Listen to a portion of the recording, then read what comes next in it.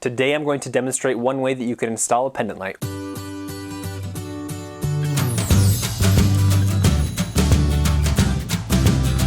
What's going on? Welcome to today's video. My name is Colton and today I'm going to be demonstrating one way that you can install your current can light, or in my case it's just an LED light. It's not a true can light. But nevertheless, I took that light and I switched it out for a pendant light, and this project is really easy. There are some small little nuances to where if you want your pendant light to be positioned a certain way, you'll need to make sure that you consider that, and I go over that in the video. All the tools that I use for this project will be down below in the description, so make sure to go check those out. And the total time that it took me to complete this project was probably about an hour. So let's get started. Here's where I want to replace my recessed LED light. Grab your ladder, set it up, head to your breaker box, and cable the power to this light. Now if the light was previously on, the edges of the light, especially if they're metal, may be hot, so be careful. Next, you'll want to find out how this recessed light was installed. Is there a spring holding it in place? Does it just pull down? Is it half turn, quarter turn? Play around with it a little bit. Be careful not to ruin it. And in this case, mine was just a quarter turn. Make sure you grab your voltage tester to ensure the power is cut. Pull down the wires, twist off the wing caps, and disconnect the wires. You should have a white and black and a ground. Crack open your new pendant light. Understand what's in the box. I like to set everything off to the side to know how it's going to look in the end and what's everything that I need to install.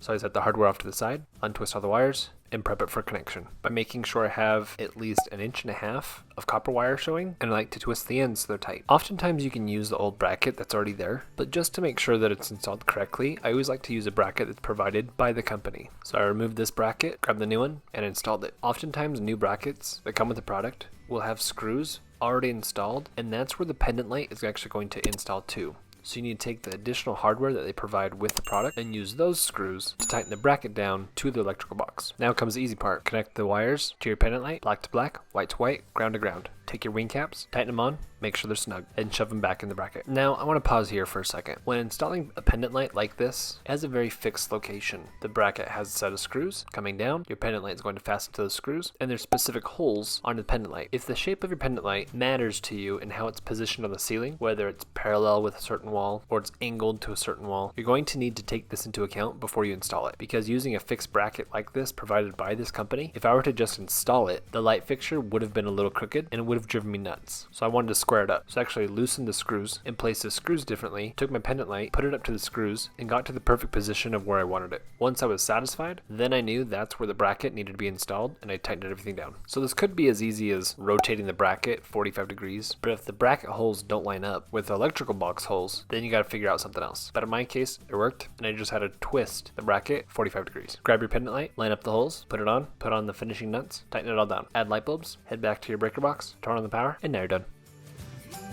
Thank you so much for checking out today's video. If you liked what you just watched, consider subscribing and also hit that like button down below. And also if you want to see other how-to videos that I've completed in the past, go ahead and click this link right up here. If you want links to the products that I use in this video, you can also find those down below in the description. Thanks again for watching, and we'll see you next time.